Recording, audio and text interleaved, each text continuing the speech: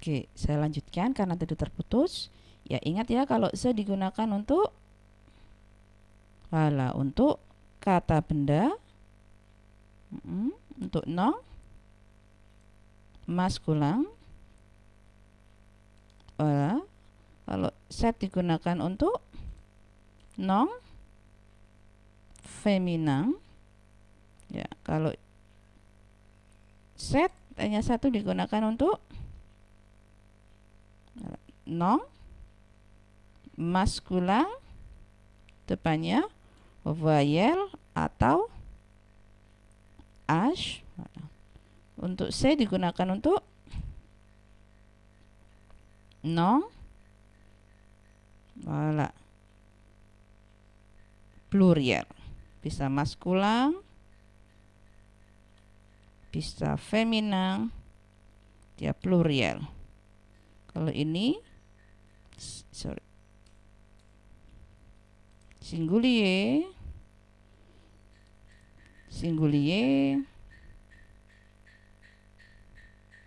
dan juga ini singulier. Ya, jadi ini untuk adjektif demonstratif, ini yang perlu diingat. Nah, selanjutnya, jadi tadi saya sudah ngerekam tapi ternyata karena pakainya yang trial aplikasi perekamnya, jadi 10 menit berhenti. Nah, ternyata ini tadi tidak terekam, saya akan ulangi lagi.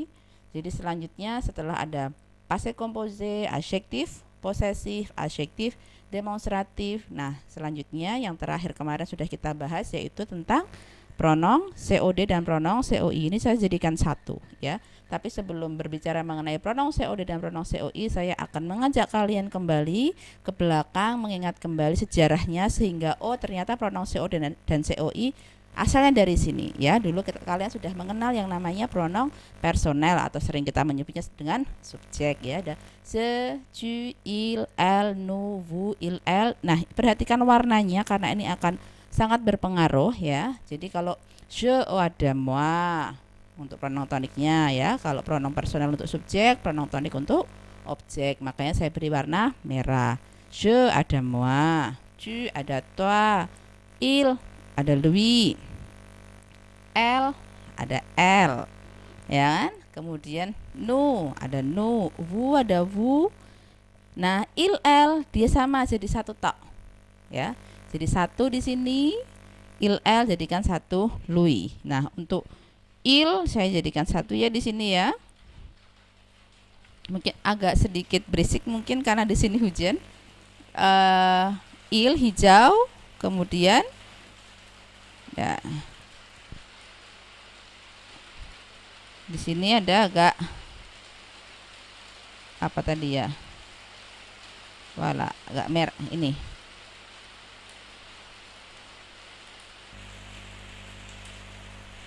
Jadi L jadi L ya. Ini jadi dari subjek berubah jadi objek seperti ini.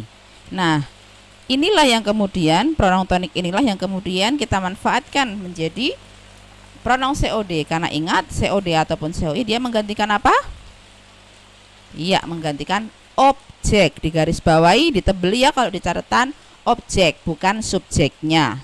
Nah, ketika dia jadi objek, moi jadi me, ada. Toi jadi te, ada. Lui di sini bisa jadi le, bisa jadi l apostrof. Makanya warnanya saya berikan sama, hijau. Ya, kemudian juga la atau l apostrof dia menggantikan l. Warnanya juga sama. Kemudian ada nu, ada nu, vous ada vous. Nah, di sini ketika jadi mereka jadi le untuk pronom COD. Kemudian untuk pronom COI ya, di sini me, dia sama me, te jadi te. Nah, di sini tidak ada maskulang atau feminan, makanya di sini saya garis bawahi. Kalau di sini ada le, la, l apostrof, di sini hanya ada satu, lui. Makanya saya berikan tanda yang sama yaitu garis bawah atau underline. Kemudian ada nu, kemudian ada nu, vu ada vu ya, ler dan leh ya. Ini warnanya akan saya berikan yang sama, ungu. Nah, ini yang perlu diingat. Karena di sini adalah materi mengenai pronom COD dan COI, makanya ini yang saya tebalkan, yang saya perbesar biar kelihatan sebenarnya materinya tentang ini, tapi biar kalian lebih paham, kita lihat sejarahnya, kita lihat perjalanannya kok dia bisa menjadi pronoun COD dan COI. Jadi tidak hanya sekadar menghafalkan ya. Nah, itu tadi adalah jenis-jenisnya. Selanjutnya seperti materi yang sudah saya berikan kemarin di minggu yang lalu ya, sebelum kita break, kalian bisa lihat kembali catatannya. Di sini akan saya perlihatkan ya. Kemarin saya sudah memberikan catatan bagaimana menempatkan. Setelah tahu jenisnya seperti apa, sekarang kita belajar menempatkan pronoun ini di mana. Ya, ini adalah jenis-jenisnya yang minggu lalu sudah kita bahas. Kemudian ada pronoun COD di sini. Ya, untuk bentuk present COD ataupun COI sama bentuknya. Contohnya kalau di sini COD saya berikan je regarde la télé, je la regarde. Ya, kalau di sini ada COI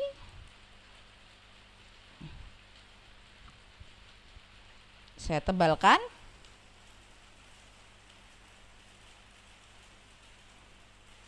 Nah, oke, di sini bisa lihat sama juga ya. Jadi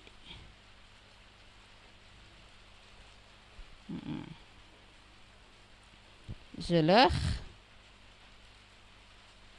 telepon ame parongnya di sini menjadi leur.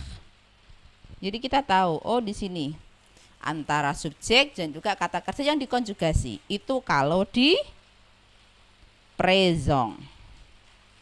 Nah, selanjutnya kita lihat bagaimana kalau di futur proche. Apakah sama setelah subjek dan sebelum kata kerja yang dikonjugasi? Perhatikan, ini adalah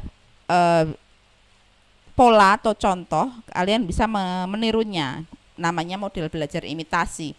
Kalian lihat futur proche menggunakan kata kerja bantu aller ya. Je vais manger une pomme jadi la di sini. Tapi lihat letaknya di mana? Sama tetap la, bentuknya la, tapi bentuknya adalah setelah subjek sama setelah subjek. Nah, sebelumnya ganti. Bukan setelah sebelum kata kerja yang dikonjugasi, karena yang dikonjugasi di sini adalah aller, bukan. Tapi adalah kata kerja utamanya. Akan makan, akan tidur, yang menjadi esensi atau isi kalimat itu adalah makannya. Akan menelpon. Nggak bisa kan kita membuat kalimat saya akan. So what? Akan apa? Kan masih perlu penjelasan. Nah, di sini dalam bentuk futur proche letaknya adalah setelah kata benda atau setelah subjek sebelum kata kerja utamanya.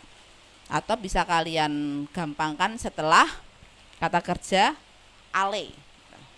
Bentuknya seperti ini. Kalian bisa menggantinya dalam bentuk apapun asalkan kalian punya model ini. Bisa diganti subjeknya jadi apa, misalkan nous ou aller-nya jadi apa, pronounnya jadi apa, kata kerjanya apa. Ikuti ini. Itu namanya belajar secara imitasi. Yaitu untuk pronoun COD COI kalau dalam bentuk futur proche. Nah, selain bentuk futur proche kita juga bentuk negatif. Ya. Negatif ingat ya, masih ada ne pas, ne plus, ne rien sama seperti semester 1 yang sudah saya jelaskan. Nah, kemudian di sini ada bentuk lagi présent.